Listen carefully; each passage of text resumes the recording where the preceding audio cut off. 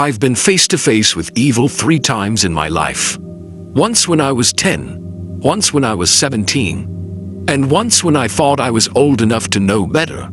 If I told you that each time, I barely made it home alive, would you believe me? What would you do if a stranger knew your name, your plans, and where your parents were, without you ever telling them? It was supposed to be the happiest day of the year, the last day of 4th grade, the day before freedom, the day before we'd finally be allowed to walk home alone, like the older kids. But freedom has a price. My mom usually picked me up, but that afternoon, Dennis, my best friend, had invited me over for a playdate. His dad was supposed to pick us both up. I remember standing in the dismissal line outside the school, sunlight bouncing off the parked cars, the air thick with that early summer smell of cut grass and melting asphalt. That's what I heard. My name called out clearly by a man I didn't recognize. He stood a few feet away, waving like he knew me. His smile was wide, his shirt sleeves rolled up, and his eyes too focused. "I'm Dennis's uncle," he said casually. "I'm here to pick you up. Your mom knows." What would you do if a stranger called you by name and spoke about your family like he'd known them for years? Ms. Blue, my teacher, glanced at me. "Do you know him?" I hesitated. He waved. Again, stepping closer. I nodded, because in that moment, I didn't want to be rude. That nod almost got me killed. He walked fast, so fast, I had to half-jog to keep up, my backpack bouncing against me. He talked even faster, his words spilling over each other. Something about Dennis's dad being stuck at work. How we'd just head to his place. But where was Dennis? By the time I thought to ask, we'd reached a dark red hatchback. It looked old, its paint chipped, and inside it smelled faintly of gasoline and something sour. "Dennis is already at my house," he said without looking at me. "You'll see him soon." The drive should have taken 10 minutes. Instead, it felt endless. The streets blurred into unfamiliar neighborhoods, houses with peeling paint, yards overgrown, no kids outside. His house was worse. The curtains were drawn tight, blocking the sun. Only one dim lamp lit the living room, its light pulling weakly on a stained carpet. My chest tightened. Something was wrong. But I asked where Dennis was. He smiled too wide again and said, "Downstairs, playing games." Then he disappeared into the basement. I tried the basement door. Locked. That's when the truth hit me like ice water. I scanned the room, my pulse thudding in my ears. On the counter, a beige rotary phone. My hands shook as I lifted it, pressing the receiver tight to my ear. 911, what's your emergency? I whispered so softly, I could barely hear myself. Please, come to this house. I've been kidnapped. I gave them the address of an envelope I spotted on a side table. Then I hid the phone under a couch cushion, just as his footsteps creaked back upstairs. Come on, he called. Dennis is waiting. I didn't move, his eyes narrowed. The fake friendliness dropped like a mask. In 2 steps. He was on me, his fingers like iron around my wrist. I screamed, kicking, but he yanked me toward the basement.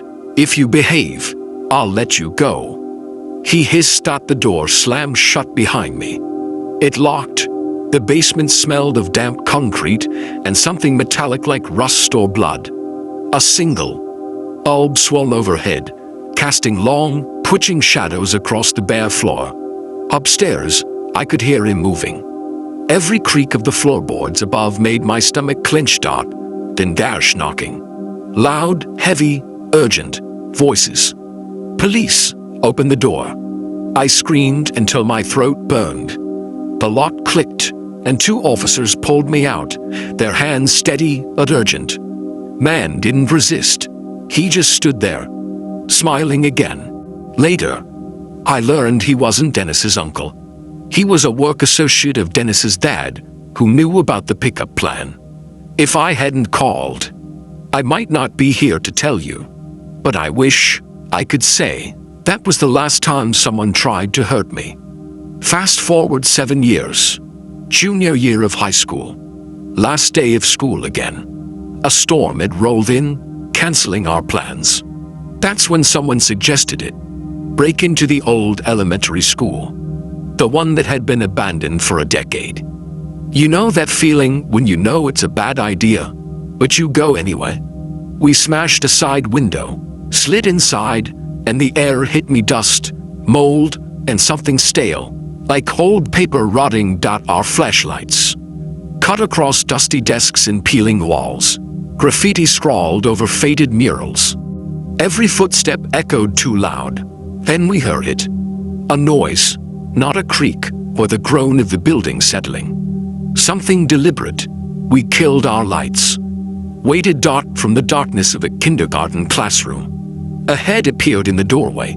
Pale face, no sound, just staring. What would you do if you saw someone watching you in a place they shouldn't exist? Sorry, we're leaving. One of my friends blurted.